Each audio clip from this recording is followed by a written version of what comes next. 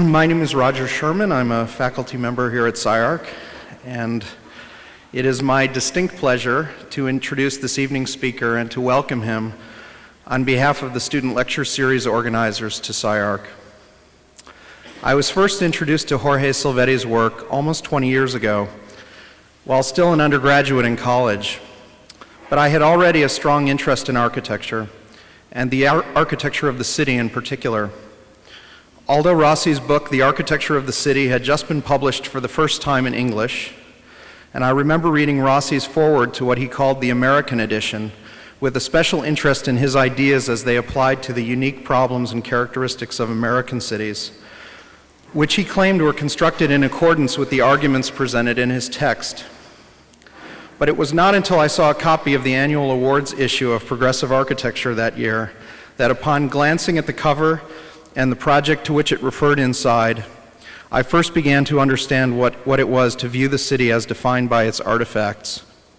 The project, which was a master plan for the campus of the Rhode Island School of Design, seemed to me eloquent testimony to the power of the concepts of locus, monument, and type, which Rossi correctly predicted would open a debate that is still today far from resolved.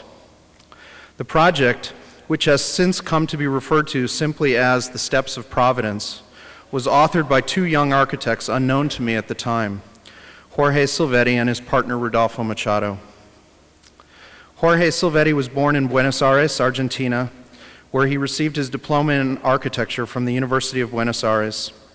He continued his studies at the University of California, Berkeley, receiving his Master of Architecture degree and pursuing postgraduate work in the area of architectural theory and criticism. Since 1975, Mr. Silvetti has taught architecture at the Graduate School of Design at Harvard, where in 1990 he was named Nelson Robinson Jr. Professor of Architecture and, as of 2 years ago, Department Chairman. Jorge has been a member of the editorial board of Assemblage since the journal's founding, and his own writings have appeared in numerous architectural and urban design publications, including Oppositions, Daedalus, and Progressive Architecture, to name just a few. From the last, he has received 7 design awards in addition to that for the Steps of Providence, including one for a new gateway and entrance to the Cranbrook Academy, another for the entry to the 1991 Biennale of Venice, and a third for a project for the Piazza Dante in Genoa, Italy. The projects of Machado and Silvetti have been published in every major international professional magazine and have been exhibited throughout the United States, Europe, and Latin America, most notably at the Museum of Modern Art in New York, the Centre Pompidou in Paris, the Biennale in Venice, the National Building Museum in Washington, the 1984 IBA exposition in Berlin, and the 17th Triennale in Milan. 2 monographs have been produced on their work: Buildings for Cities in 1989 and Unprecedented Realism, The Architecture of Machado and Silvetti in 1995. Most recently, Jorge has been finding himself in Los Angeles on an almost monthly basis, having won the prestigious opportunity to redevelop the Getty Center's property in Malibu and the collection of classical antiquity that is needing to be reorganized there in the wake of the relocation of the balance of their holdings to Brentwood. We are pleased to have been able to convince him to spend an additional evening in town in order to show us what it is that he and Rodolfo have been up to there. About a month ago, I had a chance to preview at UCLA the work about which I would guess Jorge will be speaking tonight, and amongst other things was struck by the remarkable degree of variety and range of interests, and yes, even styles of working, which the projects he showed exhibited. As he responded to the inquiry of another in the audience who had made the same such observation, I was reminded of having heard him once say, "Architecture is not many things, but there are many architectures." I have taken that as a caution against the temptation, again in his words, to walk along the fading trail of the neo-avant-garde, of the zeitgeist. Quoting from the afterword in his recent book, "To insist on the erosion of disciplinary boundaries as the content of architecture, or to collapse architectural production into writing, painting, or graphic design is to foreclose on the more radical difference of architecture as one in a field of social practices.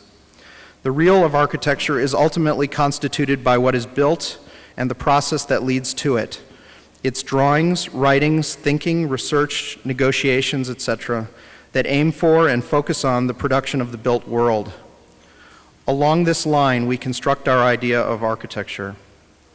Architecture's richness resides in the many voices it can speak within these boundaries. In this sense, there are indeed many architectures. There are architectures of program, of style, of monumentality, of technology, of ethnicity, of cultural identity, of taste, of pleasure and effect, of ostentation, and of simplicity. Diversity in architecture resides not in architecture's substance, but in its expression. Within and from an architecture, rigorously defined by the matter it manipulates and transforms, including the material of building and the stuff of architecture's own history, we can speak the diversity of culture. Please welcome Jorge Silvetti.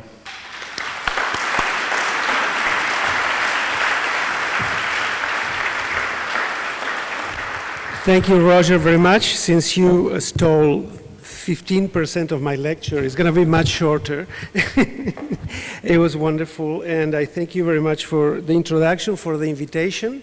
And it's not that you have to thank me for coming here tonight. I think I have an obligation, since I've been now working in LA for 3 years, to give back something to the city and the community where, I'm enjoying so much contributing our ideas and our work to what I think will be an interesting project, and I hope we have a chance to discuss it tonight. Roger just stole a lot of my lines, but since they are my lines, she just quoted me, I don't feel that bad, so I'm going to refer to what he said. But before I start with this lecture, a few comments that I have to make before we start. One is that I have chosen not to talk about my or our urban design projects. We have done a lot throughout our career. In fact, the work is on a daily basis inseparable. And I do believe, in fact, that architecture and the very idea of architecture has to do with an idea of the city. And, but I think in terms of what to choose and how to focus on something, I think I'd like to talk about buildings tonight and how we see that. And to put that into the context of what I think is the state of the practice of architecture, which has, I think, changed in drastic and unexpected and historically unforeseen ways during my generation. The changes in the culture of architecture that we are witnessing due to, I think, an overall change in society, the new stage, if you want, of democracy, where the exclusive hegemony of certain discourses is challenged for good reasons, I think has turned the sort of path of architecture into very, very new and unforeseen directions. In the past, we have been accustomed, and still we are suffering a little bit from it, about the pendulum of going from style to style, from classicism to romanticism, from modernism to classicism. I think all of that it's obviously over, as the moralism and moralizing that accompanies any style or any language in architecture is not credible anymore per se, that hegemony, which I suppose it has to do with what it is called these days multiculturalism. I don't know how to use that word very well, but I do think we all are participating in a moment in which the challenge is real, and I think is well taken.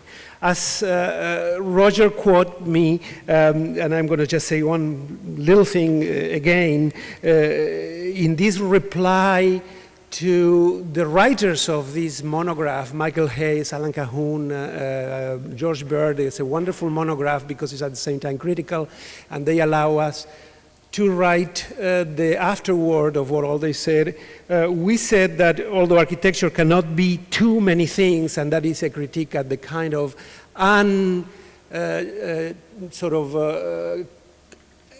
critical opening of the boundaries, although architecture cannot be many things, there are many architectures today, and I think is that what is the new thing that we have learned to accept, this kind of coexistence tense, and that in the best moments is critical of each other, but that actually coexist. Of course, it's made up of the sum of individual practices, each one in general pursuing one style or one kind of moral or ethics. Our practice, and this is the arrogant part of my lecture, I think in many ways is more contemporary and forward-looking, because although we don't deny, on the contrary, we sort of thrive and love the idea of still looking at architecture as one of the languages of society and of culture.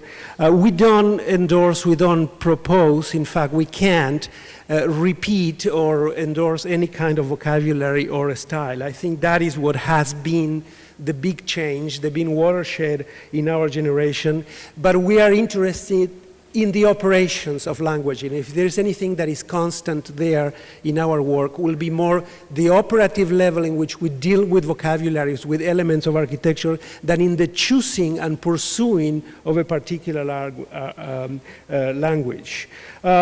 We also think that out of the other changes in architecture that is really has come to our generation to really work with vis-a-vis truly the previous generation is that I think the most positive aspects of some of these changes have to do with the fact that architecture, we accept that is not the work of the architects alone, that if nothing else, the best thing that could happen is that you have a very good client-architect relationship in which the input of the client is as important in the process as it is that of the architect. In this world then in which we have come to accept not the preeminence of any particular language, I think the architectural response of many has been unfortunately that of cynicism, that of accepting that anything then goes, let's do whatever whoever wants. Our antidote to that is of course always to have a critical stand, but mostly to have a belief in the power of architecture, in a kind of new pragmatism, the idea that the important thing is the efficacy of the architecture, and that it is emphatically, in our case, grounded in the history of architecture, not in the terms of historicism, but in the history as the only source of knowledge. The history of what happened yesterday or 2,000 years ago always will have something to tell us. And in that respect, we should start with the slides. I'm going to start with a very simple set of, okay, so this is not what I wanted. That's it, and that's it. With two pieces of furniture that I think will illustrate very clearly and in a very simple way some of of these more complex issues that I'm saying. These are two pieces of furniture, very important because they have had a very particular set of constraints simply because I am the client. This is for my own kitchen. And so they do actually express a certain belief and the carrying of it and a dialogue with my own ideas. And it is, I think, very simple put, they first of all, as you see them, they always start, the work always starts with an acceptance of a kind of convention that is cultural or functional or technological. In this case, it's all of those things, which is the idea that a table is a table and more or less got to look like a table, and a buffet, a little bit more complicated thing, I decided that I wanted it to be like a buffet where you put some things that you use in the kitchen. And I'm not concerned so much on how to invent where to start to make a table, but rather to start with a table. But once that's done, the idea is to pose is some problem that is purely architectural, or in this case would be a problem related to the making of furniture, of designing these. And because of preoccupations in the office about 2 projects, and one of them, namely the Getty, what I decided was to investigate the issue of flushness. How do you flush different materials, I mean, in the same surface that have to be used like that? So what we have here on the table is marble, a marble top. You don't believe it, yes, but it is. And wood, we have in the buffet is glass, marble, the same marble, and and wood. And this is not working. Yeah? What? Yeah. It does not? Okay. Okay, and that's the flash, a detail that now it seems quite simple, but how do you put the glass and the wood in a condition that they are totally flash? You pass the finger, all you notice is the change of the temperature, and it's actually quite nice. And it's resolved, and then after that is done, this is not responding well. You have here the detail. Other things come into being, like the rigor then of following the rules that the plywood, the glass, and the marble establish. That is to say that once this basic vocabulary of flashness exists, then you have to follow some rules that I think we'll be seen. And one of them was the impossibility in my own reasoning of putting pools.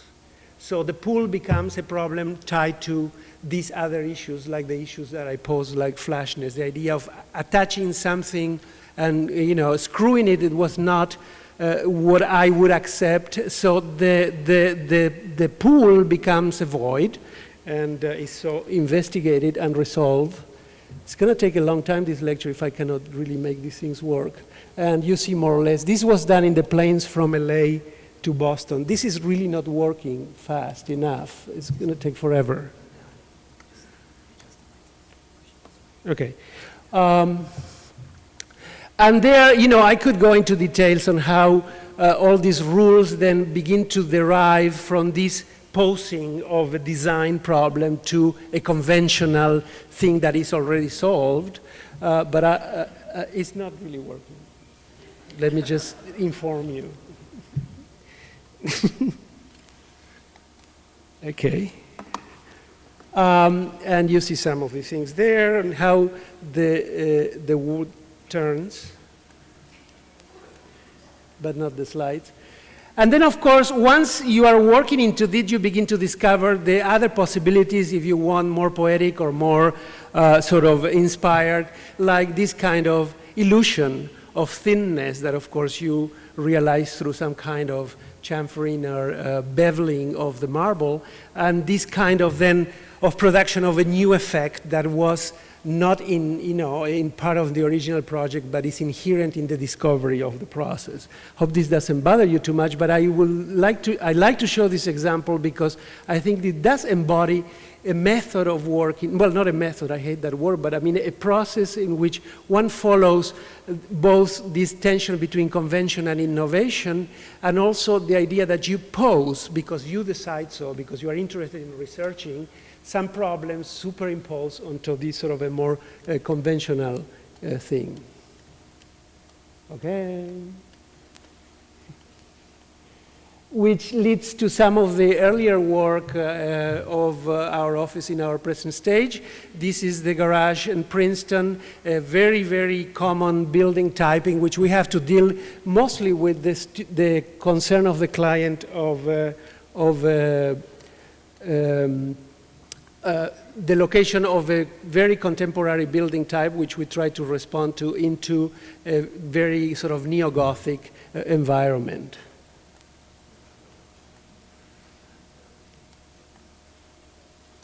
Or the construction of a house in New England, which the owners, and this deals with another problem of contemporary architecture, which is usually the irrationality of the demands of the owners, which doesn't say anything wrong about them, but people want things that sometimes are impossible. They wanted a New England house with a courtyard, which is an impossibility.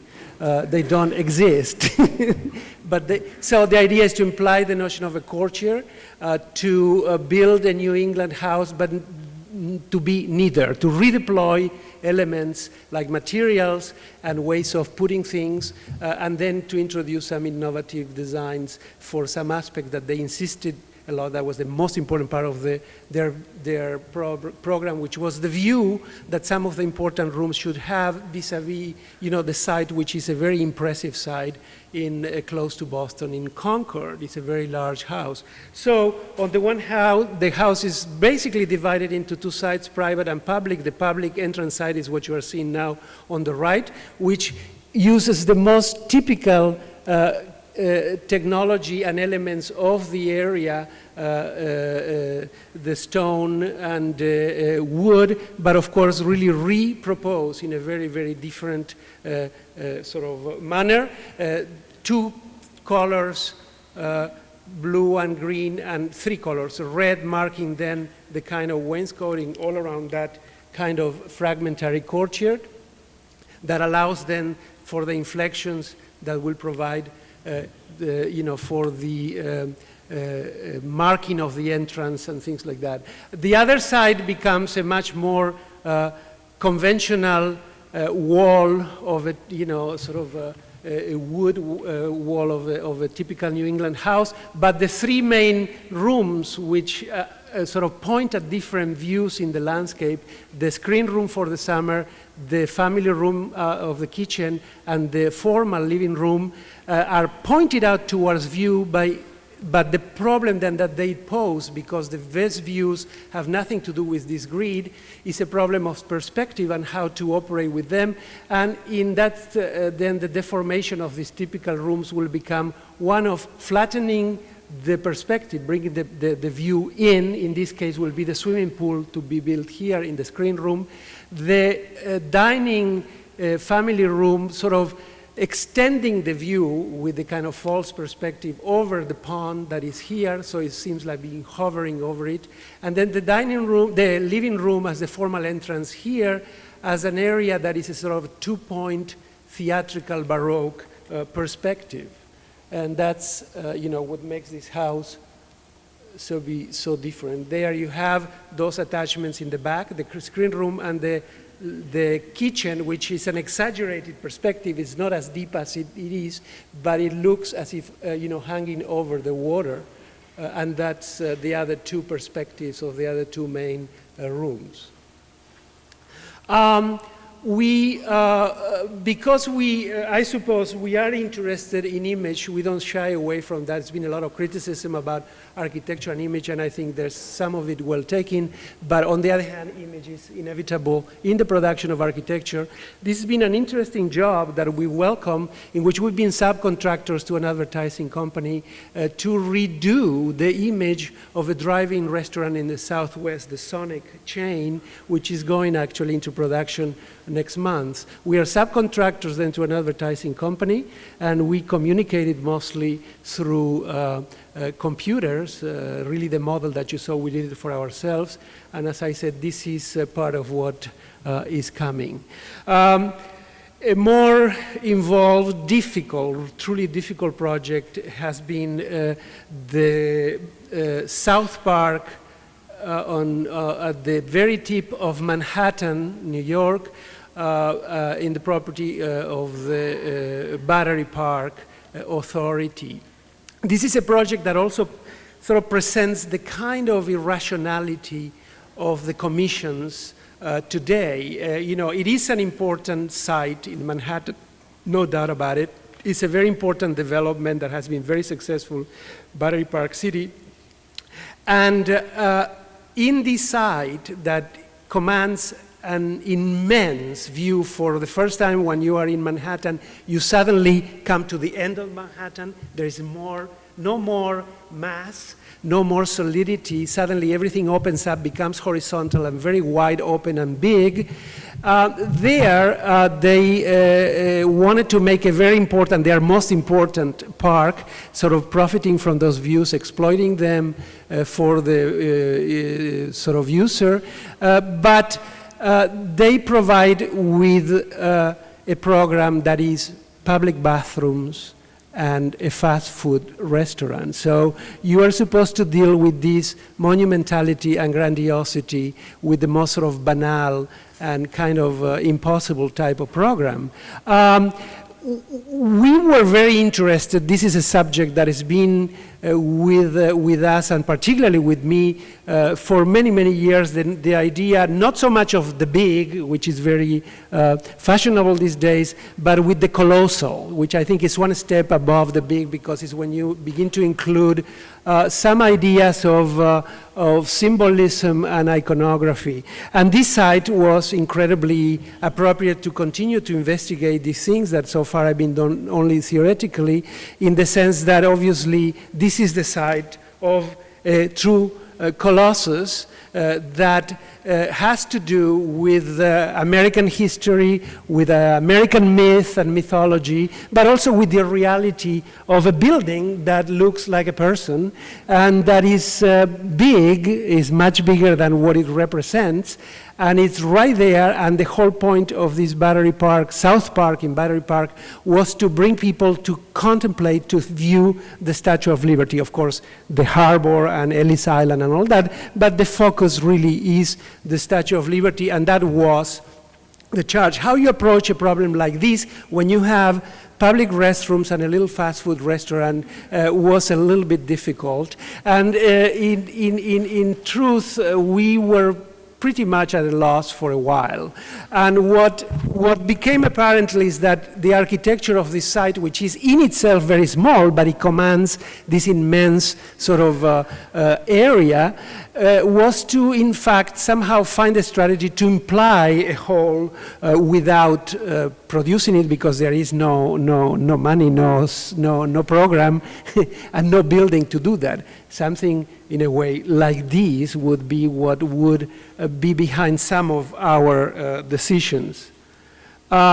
Also, we realized that history has provided examples of things like that, but also in this particular case, we understood from the very beginning, and that was clear in the charge of the client, that this was about visuality, about viewing, about arriving at a place that suddenly presents you with what you can't see in Manhattan in any other way. So the architecture of viewing, let's say, and the iconography of it was also of interest to us. And then projects that we've done, this is a very old project we did for Leo Castelli about a folly on a park, and with some anthropomorphic connotations and some idea of construction that we presented almost also as part of the folly, were part of this pedigree of this project. It's a very long story. It took us a long time to come up with a project, but and it took meetings with every possible neighborhood group there, the Dog Owners Association. Everybody wanted something, a very contentious clientele. But basically, the party is that of 2 pavilions, public bathrooms, fast food restaurant, terraces on top. We really brought that to the program, the idea that you have to climb and really gain a better view. And then these 2 pavilions flanking a very straight view directly to the Statue of Liberty. And then, very important part of our project, the 2 alleys of trees that pick up and finally will close the circulation around Battery Park and all the waterfront in Manhattan. And those are focused then on what we also brought to the project, because the client was very concerned and very obsessed with the idea of viewing the Statue of Liberty without realizing that once you've seen the Statue of Liberty, you turn around and then you see other things, which is the city. This is the only place you can actually see Manhattan almost as an object. You have a distance. And so this project also has 2 sides, one which is a facade facing the Statue of Liberty and the opening of the harbor and Ellis Island and all the history of that site. The other really is very different kind of architecture, and is kind of a cascade of steps which create what we believe is going to be a theater, a place where people will gather and things will happen, musicians and all that will probably end up doing things here, but also where you can sit and look at the city. And those are the alleys and how they lead you straight into some of these cascades of steps. And these are the two sides, the side facing the harbor with a big lawn in front of it and benches all around, and then the face looking towards the city with the steps. And these are the relationships of the buildings to that. As you can see, there are architectural elements very kind of awkwardly placed. I think they call attention because of that, but they are unmistakably architectural arches in brick. It was supposed to be stone, but budget cuts brought it back down to bricks. And that is the element we use to deal with this problem of a scale. The stone is treated almost as a carpet or a runner. Here you have some of those relationships of a scale between the building, which is tiny, and the tiny statue, which is huge. This is the beginning of the fountain for the dogs. This is a dog fountain required by the dog owners, but it's still unfinished in that photograph. And the wood was also a material. We were more working at the beginning with metal. It came also as a budget cut, but actually it turned out to be a very interesting choice for all the benches and all and the bridge between the two pavilions. And here you have the brick. The scale also is dealt with the two different scales. One of the buildings seen against Manhattan, which you also see from the boats that do the touristic round of Manhattan. And the other is when you are close to it, you have a very different experience. There are 14 different brick patterns that actually were built very, very careful, very well, very good craftsmanship, surprisingly. We're very happy with that. So this gives you a very different kind of relationship to the building. But these are these scale ideas that I think are very important to understand, the huge and the small, and how they begin to play in reversals, the tiny and the big, but in reality this is the kind of relationship that you have among these buildings. This is the inauguration day with all the politicians in New York. And I have a few slides that tell you an afterthought that help us finish the project that I think speaks for itself.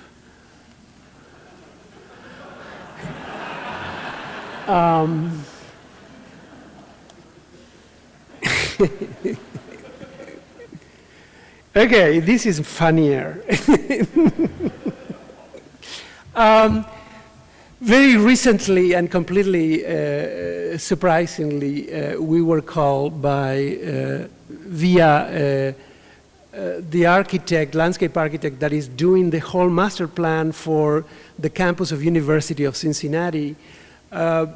He, in a way, recommended us to do a small little job within the park. This is George Hargraves, the architect from San Francisco and Cambridge now, chair of landscape architecture at Harvard, to put a little commemorative tower around here that it was to be done by one of the fraternities on campus. It's not a typical fraternity in the sense that it's mostly postgraduates that have done the largest, most important fundraising for the university. So this is in a way like an homage to that fraternity, which is called Sigma Sigma. And they are building this tower. They wanted a campanile. And they hired us and they say, well, these are, look at this, the symbols of the fraternity is a coffin, Sigma Sigma, key, a torch, and then hammers. And you have to use this in this campanile. And And, you know, this is a program which is about pure, you know, representation and iconography. So it's very difficult. I mean, we all laugh, but it's not easy. Because he has no program. It's really commemorative thing. So first thing is about, oh, and the other is that we have to use UC. Not this particular. They wanted this, but we said that's going to be difficult. But a U and a C in the building. First was to demonstrate to them that the idea of the campanile was wrong, because given the height limitations, it's going to be like a third of the height of the buildings around it, and a campanile is got to be higher. And in a situation like this, it will disappear. So we went more for a strategy from two sources, Bernini and Brancusi. That is to say, the piling up of heterogeneous pieces, so pieces that are wholes in themselves, but are very different, be it that they are different materials, which we do in our tower, or different in their nature, where they come from, like, you know, nature, an obelisk, in a piece of architecture. And that's really the essence of this fun project. These were also sketched in American Airlines from Los Angeles to Boston. And that's more or less the project, really. It is now located over there, and it sort of flanks the entrance, the new entrance to the campus. And here you see a little bit of that relationship to the adjoining buildings, which is very tiny, so it has to have a strong figure, and I think the totemic kind of approach we took will be quite successful. That's the creature, more or less. The U and C with the names of the money givers in a very abstracted form. That's the most architectural piece, and that is a stone. This is wood, which has slots in the middle between the pieces of wood, and so is lit at night. This is metal, and these are the sigmas that are put one on each side, but since you almost always see it from an angle, you see the two sigmas together, and the flame at the top, which will be lit, which until very recently was this glass structure, but that turned out to be too expensive, so we are looking at other possibilities. That was the flame, as I said, until very recently, and these are the four sides with the stacking of different materials and elements representing these things. These are all the creatures. There are like hundreds of these in the office. They're very tiny. They're very cute. And, you know, we've done a lot of games. And, but once the strategy is clear, these are different flames we're trying now. And these are some of the details. It's going to go into production. I mean, these are the different sections of the plan. They're quite interesting. Like the UC gives you this plan. The hammer handle gives you this, the wood part. This is the metal, the hammer, and these are the sigmas, and this is the flame. Kind of interesting in themselves, some of the details. Oh, I'm sorry. I think I need to focus this. Okay, let's just go faster. The hammer plan and the sigmas. The sigmas are prefab concrete, and this is a new option. We just had some tests in Cambridge about the new flame, which will be metal, perforated, lit from the inside with different colors. And that's where we are at now. The good part of this is that this little tiny job brought us a big job, which is a dorm with a learning center and a big refectory in this campus. They are now, as you probably know, they have built a few buildings by real name architects, and they're building more. Peter Eisenman just finished the addition to the School of Architecture. Frank Gehry is doing part here of the medical school. Harry Cobb is doing something here, and David Childs, and so forth. And the big plan by Hargraves is to link these two campuses, the medical campuses and the old campus, with the new landscape, and to change the center of gravity from the old part of the campus, which is here, to this side. This is our site for these very large dorms and refectory. And there, this is a very recent project. I have very little to show, but there what happens is that There was another very famous architect that was fired because he just wanted to do a peripheral block. So I would have done that too, because it's a very chaotic campus, but we knew we couldn't do that. The site is this, where the tennis courts are.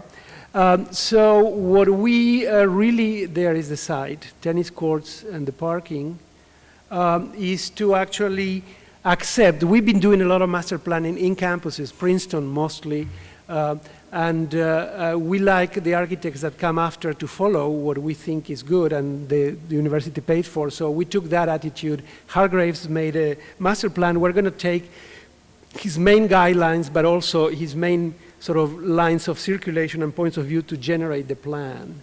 The plan is a very interesting, very complex plan. As I said, I have very little to show, but you can see here the vocabulary that it has all to do about circulation and views, and our zigzagging piece, which we are beginning to develop there. This is now the more or less final volumetric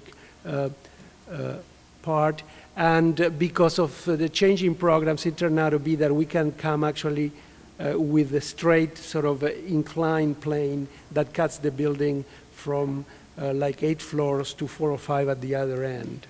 It's a very interesting project. You can see here more or less the plans, but I want to go fast and move to the other projects. The other dorms we're doing now, we're in construction documents now, is Princeton University. We did the master plan for that, and this is all the dorms at Princeton, and this will be the new area that is developing around the playing fields here with this huge crescent, which will change some of the scale of some of the areas of Princeton. And we got to do their first one, which is this complex building that does part of the crescent, but also does this more urban block on the back of it. And this project is quite advanced. You see it a little bit there. This is our project. It's interesting, as I said, because the project that reverses itself from being part of this larger hall into a much more intimate city block and creates the street for some of the processions during graduation that will take place there. So this is this project, and some of the details is going to be brick and precast concrete.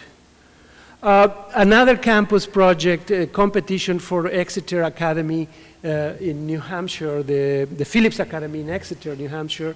This was a new set of bleachers and changing rooms for the football teams. Most of these sports are in decline, so this is a very minor piece. The program was meager vis-a-vis, let's say, another dimensional problem, vis-a-vis the dimensions of the campus, of the playing fields, of football field. So we tried to, in a way, broken that up and follow what I call a sort of a strategy of still life, in which we place some of these discrete objects on a podium, almost on a table.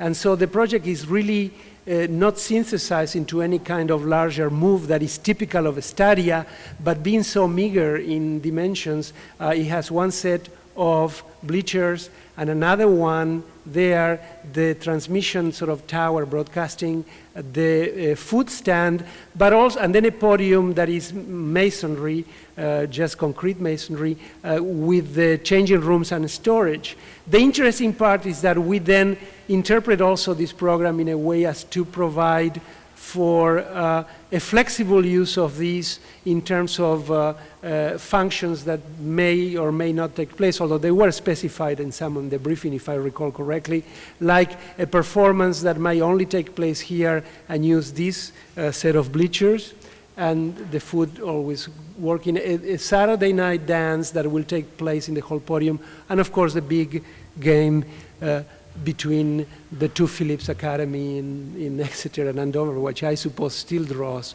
big crowds. It's up, I'm sorry.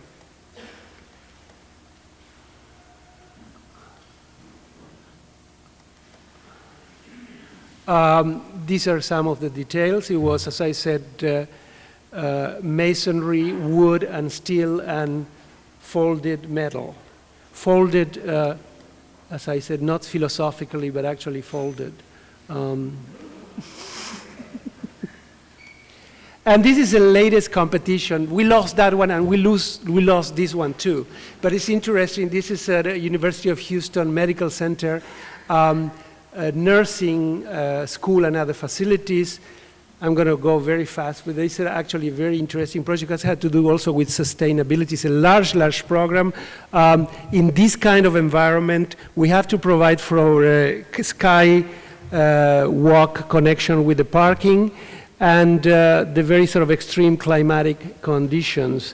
We opted for a slab building for all kinds of reasons. Urbanistics, in terms of the connections with that, the idea that this type of building might be repeated and organize the public spaces, but also to use the west-east difference of temperatures between the two walls to create flows of air through a series of holes in the building, both horizontal but also vertical, that will begin to create a rather active natural ventilation, and also to minimize the sort of artificial lighting by making a very long and narrow building that you can get as much natural light as possible to minimize the electrical kind of load and the heat. So these are some of these building sections and forms. I think it's a quite interesting building. We love it. The idea that in fact you have a courtyard inside of the building, but it's upside up.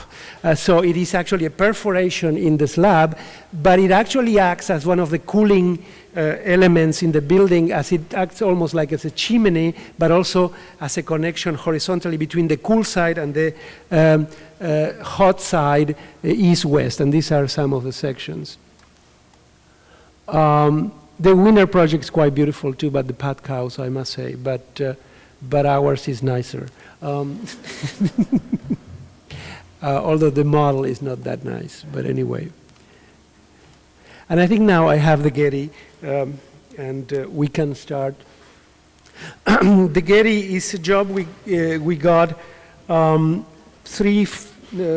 started in the autumn of '93 with a briefing at the villa in Malibu. It's been a wonderful process. I think in many ways the selection of the architect was in itself like a job that was tremendously enjoyable for everybody. We were 6 finalists. As you know, more than I do, the Getty is going to open in Brentwood, and the museum, which is in a way the institution within the Getty that carries still a lot of the history and the image of the Getty, is moving to Brentwood, to the whole Richard Meyer project. But long ago it was decided that the collection of classical antiquities was to remain in the villa in Malibu, and that was pretty much what was known at that time, although that some of the other entities of the Getty will participate in this thing. The idea was that it was not going to be a kind of outpost, but it was going to be also an entity in itself. And I must say at the very beginning, without getting into the details now, that one of the most interesting, rewarding parts of this project was to be part of the process from the very beginning and participate in the programming and the invention of a new institution, and how important this is to prove to clients that architects should be called really early on. The service we provide, or any sort of decent good architect could provide, is really invaluable when so many things need to be tested at the same time you are programming. So I know you are not the right audience to say that. I should be talking to potential clients, but that is really something we have to take very seriously. And I think one of the problems, as an aside, of architectural education is that we don't teach too much of that, or of master planning. And I believe in the future more and more jobs are going to come that way, rather than by the direct hiring of an architect to do a building. Anyway, this is the property. This is what probably all of you know, which is the museum, the Getty Villa, which is a replica of a Roman villa from Ercolano. But what you might not know, because it's completely close to the public and close to the views, is that this is the house of Getty, J. Paul Getty, that antecedes the villa for many years, from the 20s or 30s. It's a building of, for me, not very important architectural value, but it does have a historical value for the institution itself. The property is immense. This is just like a third of it. It continues like that. But the Getty has decided only to develop that and to leave this as a kind of protected wild area. So there is a fence here, and nothing will happen beyond that. But we were called to do the master planning of this, and to the way they selected the architect, which was very interesting, was through a process of a sketchbook and not of a competition with any program, because they didn't have any. In any case, we're dealing here with a very interesting problem, which is that of replica, and what do you do with it? Of course, I think by now, since the time of its inauguration in the early 70s, history and time and culture has sorted out a lot of things for us, and this is a very successful building. Everybody sort of loved it. And, you know, in the culture that we live today, even one has begun to understand the sort of important theoretical questions it poses. But certainly it was not in 1973. I was a student at Berkeley, and I actually participated in a demonstration against this building because of its immorality.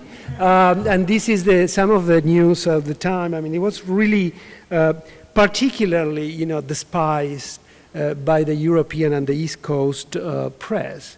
It's a building that sort of grows on you, and it's a building that suddenly, because the turn of events with the Getty Trust and the moving to Brentwood, suddenly and ironically acquires a meaning that it didn't have before, which is to be a replica of a classical villa that is going to house a collection of classical art. So it suddenly acquires a sort of raison d'etre that didn't have at the beginning. The sketchbook was literally a sketchbook. They gave us 11 by 14 to each one of the participants, and they gave us 2 weeks to put thoughts, after they briefed us there for 2 days, put our thoughts in drawings about what we thought about the site, about the villa, about the building, about things we might do. So this is in many ways a kind of a stream of consciousness that we took in our office for 2 weeks. And in fact, everybody participated. And it's a beautiful book. There are 6 very beautiful books by all the participants, in fact. And it's a method that I just learned is what the Museum of Modern Art has more or less adopted for the competition they're conducting now. We were very happy, but of course, what else can I say? We got the job. I think it's a very successful method, and particularly for a case in which they are not sure about the program itself. But let's now go to the thing. What the problem? One of the major problems, let's put it this way, is one of accessibility and of entry to the villa. The villa is, if you recall, in a canyon, and of course, like any canyon, it has the 2 slopes here going down, but also it goes down this way towards the sea. So what you have is a very, very difficult access beyond this point that it was not resolved at the very beginning. I imagine now that one could have put this replica of a building, and actually it is a very faithful replica from whatever we know about that building in Ercolano. But anyway, it was put this way, and what happens is that a Roman villa, this is the house and this is the outer peristyle, would have been entered here, that's the actual door, with the vestibule and the atrium and the inner peristyle and the rooms around the villa, and this is the outer peristyle, which is the most private part of the house. In this case, you arrive here, you park either under the peristyle or here, and then you enter through an elevator here and move through the outer peristyle, and you get completely lost in terms of the authenticity of any kind of experience of a Roman villa. One of the desires one of the few things they knew is that they wanted to enter properly to the villa, which immediately poses the question of creating a kind of condition to arrive here and entering. The other is that they wanted to play somewhere a classical theater for their classical productions they make during the good weather terms. The other was to open up the site. That's part of the will of Getty.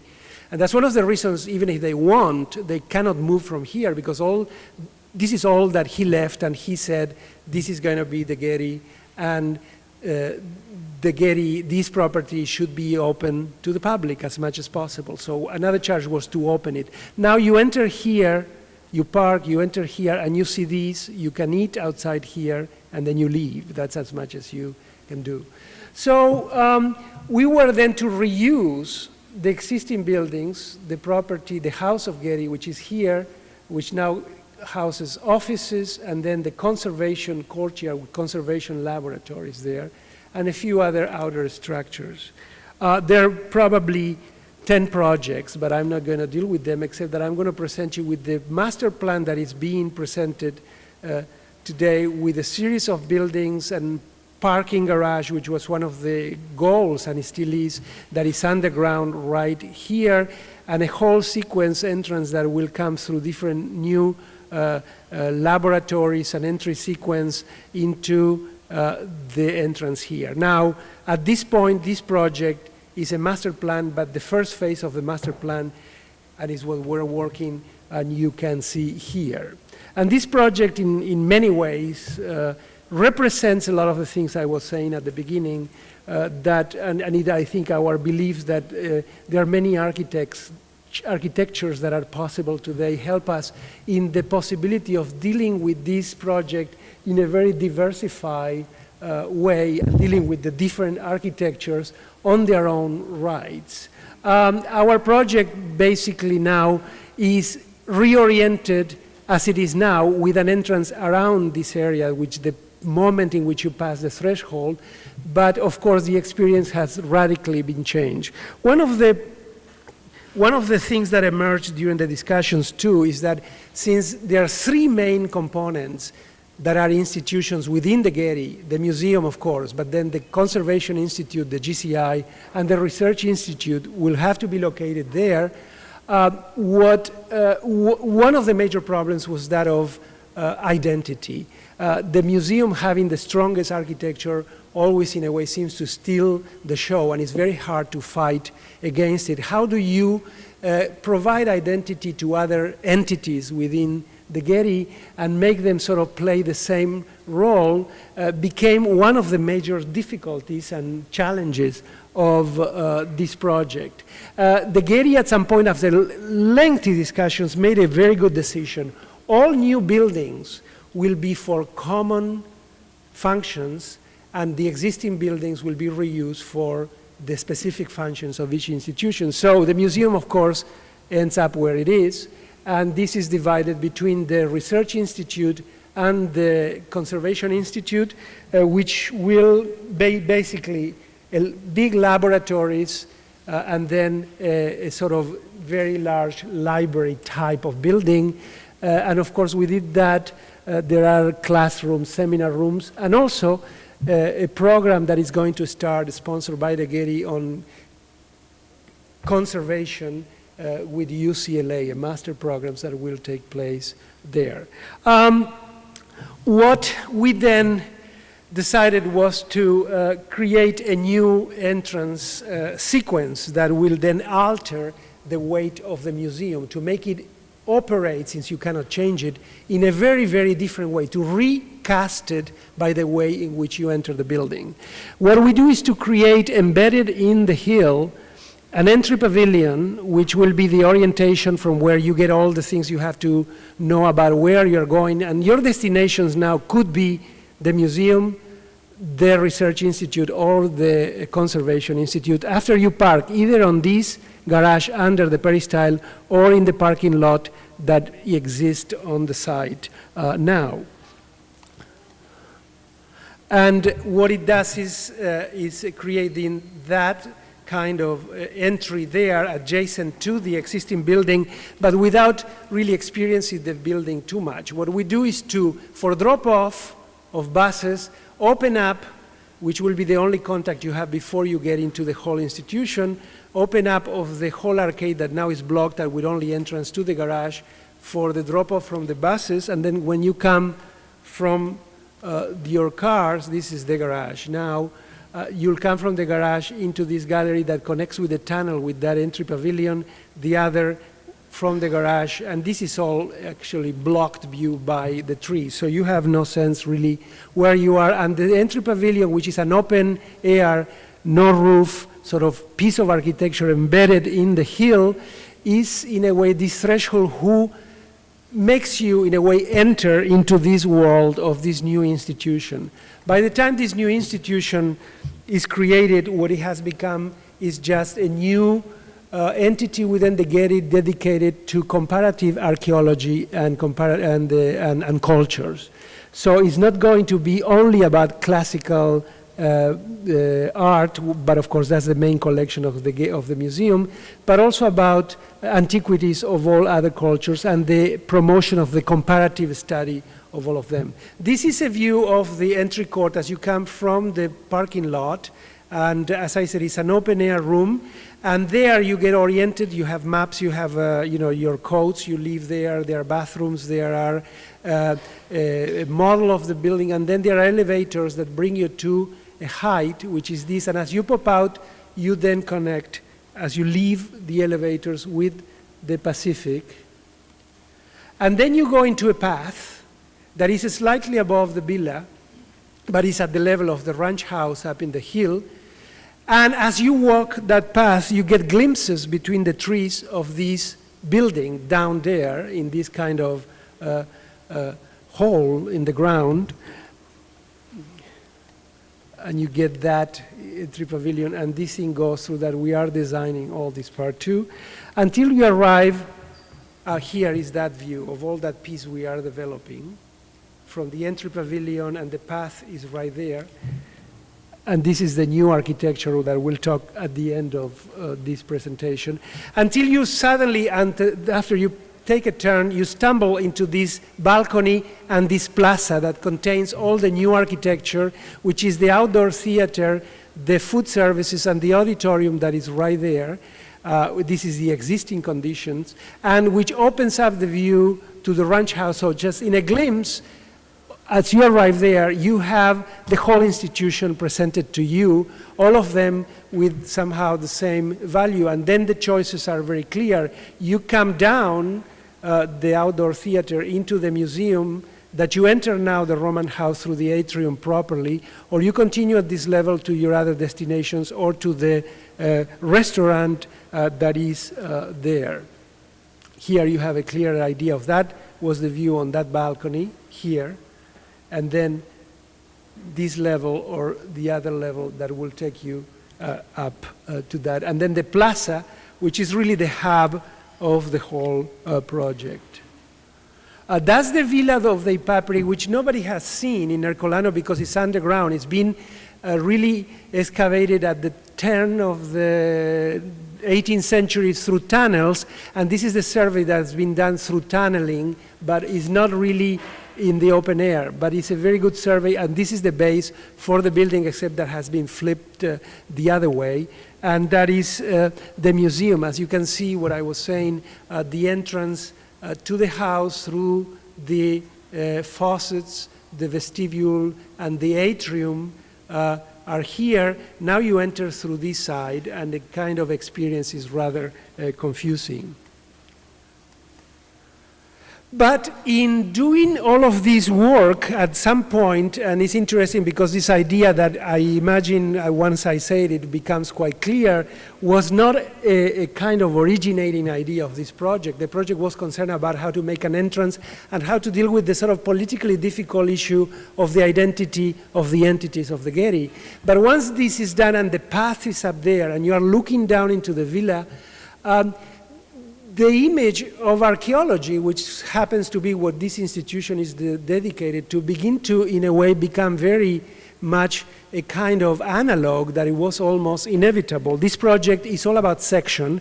It's about going up and down all the time. There is no one ground that is the main ground and the other floors refer to the ground is where you are. And that's exactly what an archaeological site made of different strata is. I mean, you are where you are. And if you are here, this is the ground related to X century strata. And if you are lower, you are dealing with other things. So this image of the strata of the excavation site became, first of all, an analog and almost like a fiction, as if somewhere in Malibu there was a Roman villa that has been discovered, and one begins to excavate and reveal it. But also, once that fiction in a way is incorporated without necessarily believing it, but it begins to give you some kind of the ways and the tools to begin to define the architecture of the building that you are bringing into the site. There is new building, and once that was done too, a very important decision was made that this was giving us the opportunity to, the idea of this kind of archaeological site, to explore our own architecture, and that anything we'll do to the villa will be, if anything, to make it better. If it's a replica, and if this is a kind of, you are beginning to see that as a find in an archaeological site, the villa, instead of being a kind of replica of bad reputation, is no more nor less than a kind of cast, let's say, that you find in any historical museum in which a piece is reproduced in order to contextualize the real piece. You know, in many museums we go and we see casts of Ionic, Doric, and Corinthian columns in order to help you to understand part of the context of the actual authentic artifacts. The villa becomes no more nor less than that too, and that was part of one of our sketches. The idea that you know, it is a project, from the one hand, found in the site, but also it is one more artifact in the collection. And this conceptualization helps, first of all, to begin to treat the villa as one of many other things on the site, which is a very difficult thing conceptually to fight because of the importance of its architecture. But also, it helps, as I said, to begin to define our own architecture. So, then, once the decision is made that the villa, we will make it better as much as we can, the idea of the Roman house begins the guiding type that you want to, in a way, get closer and closer. The idea, for instance, and that becomes emblematic of the project, there is an impluvium in the atrium that is closed. That is to say, the water, as in any Roman house, this is one of the most sacred and symbolic parts of a Roman house here, where it collects the water in the cistern underneath. In the Getty Villa, for reasons that are not clear, is closed. There you have one real compluvium in a Pompeian villa. In this case, is closed. You see here, this is the villa at the Malibu. So, I mean, this is the first, let's say, symbolic, almost emblematic move, which is that we are going to open that and let the water in and let this be an open house to the elements, which, you know, parts of the museum very much allow, because some of the collection, not all the collection will be exposed, but some pieces actually could. The museum then will be mostly devoted to galleries, and the ground floor is the one that in many ways will continue to be as it is, but with some reinforcements in terms of authenticity, let's call, because we do know what a Roman house was in the ground floor. They rarely had second floors, so the second floor is really another story altogether. There are very large rooms in the second floor, and they will be devoted to very large exhibits of sculpture and things like that. And there the architecture is entirely different. One intervention that has to be made, and we could not, in a way, follow any kind of directive because it doesn't exist in Roman houses, is a main stair. A main stair, as you enter from here, that we put in this area, right on access at the end there, which really changes the whole perception of the building and guides the public from one floor to the other in a very clear way, is of course our own architecture. It's going to be a rather elaborate stair connecting with the garden. All of these are of course open windows to the garden on the back. sort of stone stair until the first landing, and then a metal bronze stair on the second part, this that you can see here, with the kind of detailing that we are at this moment elaborating here, which it will not be like that, but in a way it will be bronze and with very, thin and delicate pieces to recall that kind of craft. And that's some of the examples of the railings, the stone, on the stone part. I'm getting, of course, that's I.M.P. at the Louvre and Bandel in New York, the shop. We are bringing natural light everywhere. What you see here is the room as it is today and how it will be transformed by the opening of the windows into the atrium where are behind these paintings and the opening of the skylight. Of course, classical sculpture was seen in natural light. We've done a lot of traveling with the Getty to see the great classical museums, and the best ones are the ones that have natural light. When you actually have real shadows and the real rays of the sun coming through, so that is going to happen. This is the same before and after. This is the whole inner peristyle that is divided into rooms. We're going to make it into large sort of vaulted rooms. And these are studies of the light with the consultant. These are mock-ups of a certain size with testing natural light and sun angles. And you can see we are going to bring the real natural light and whatever into the project. These are full-size mock-ups in Santa Monica, actually.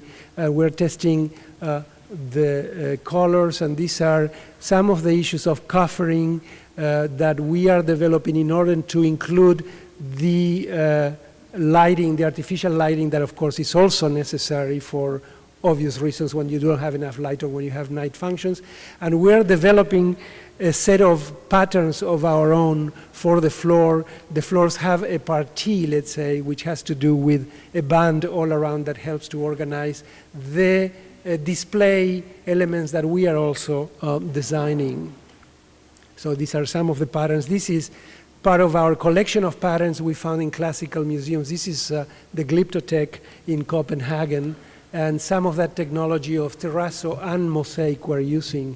For the pedestals, we'll go back to Brancusi. I mean, it's a stacking up of stone, concrete, glass, and metal that we're using in developing these elements.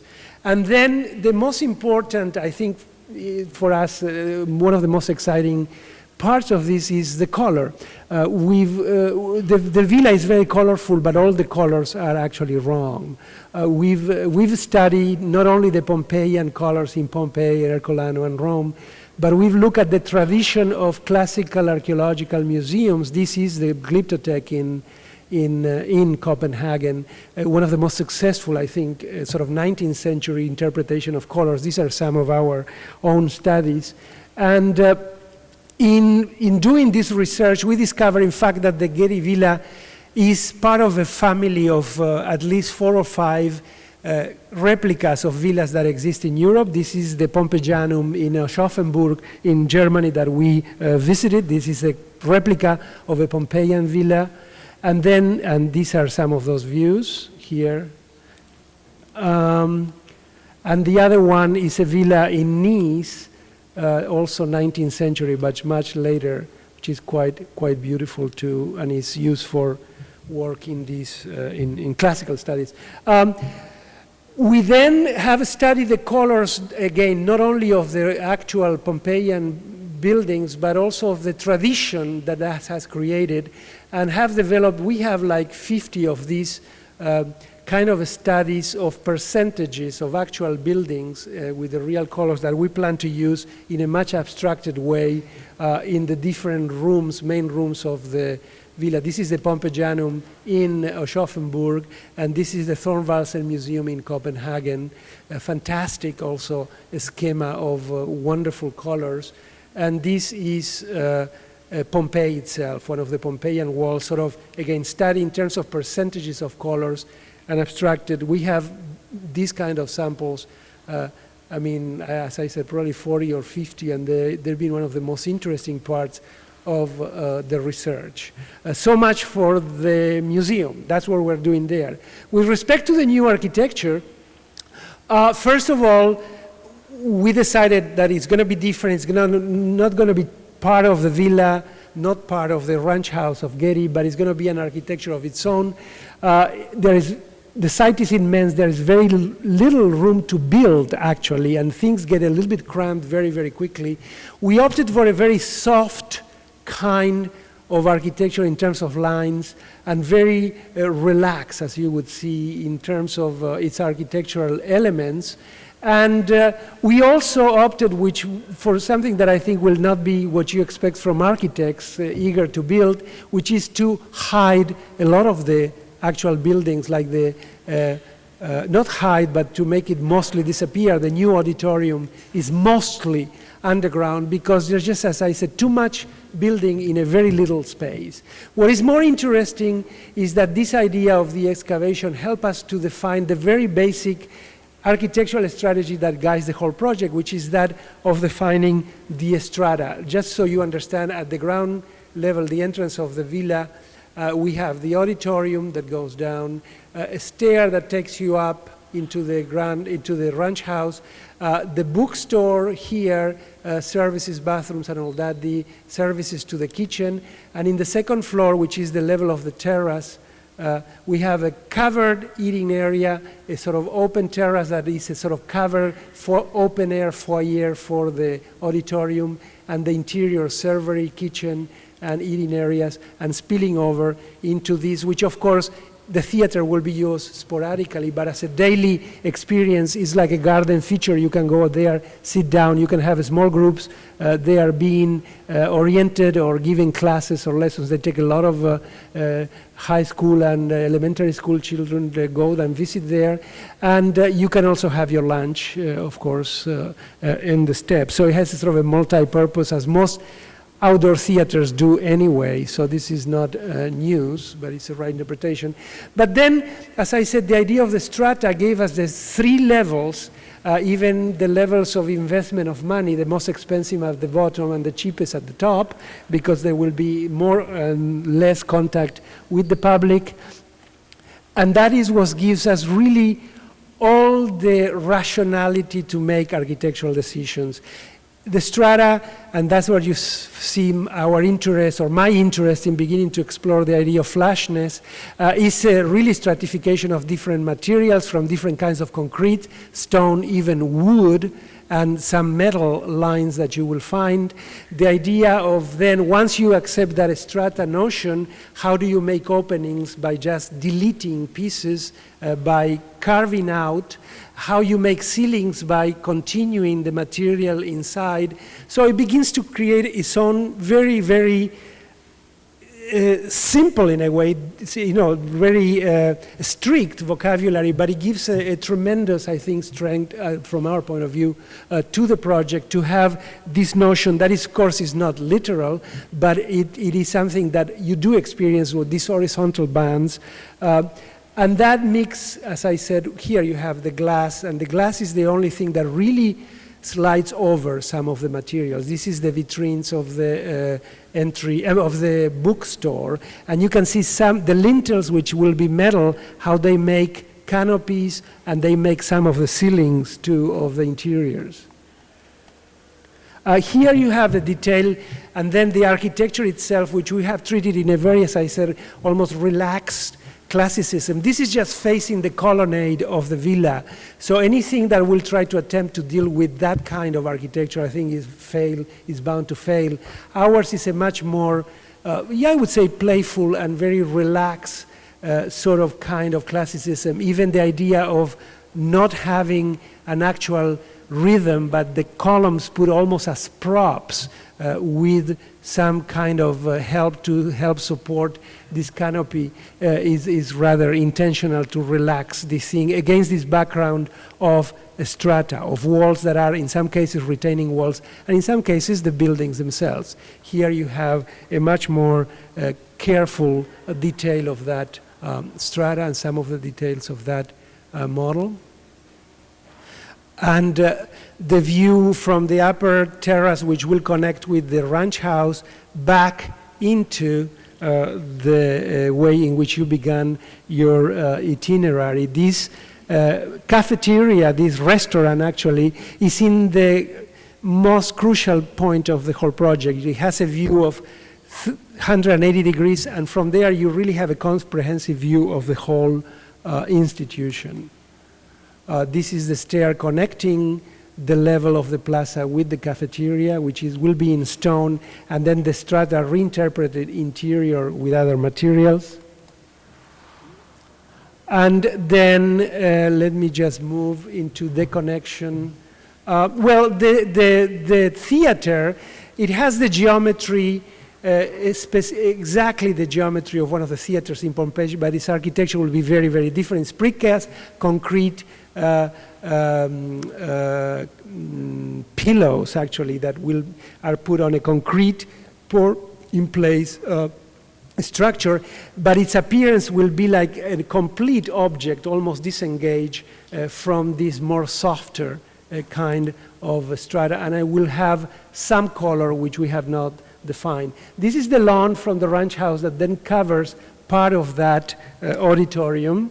I don't know what's coming next. Oh, here you got, that's the entrance to the auditoria. And then the whole pattern, the two different patterns that we have for the floor in the plaza, which are slightly two different levels. I don't know, yeah, I mean, this creation of randomness is very difficult these days. So it looks random, but actually I think I put some of these funny slides we got on studies of how the pattern is actually very repetitive and also coincides with the break lines you need for drainage and all that.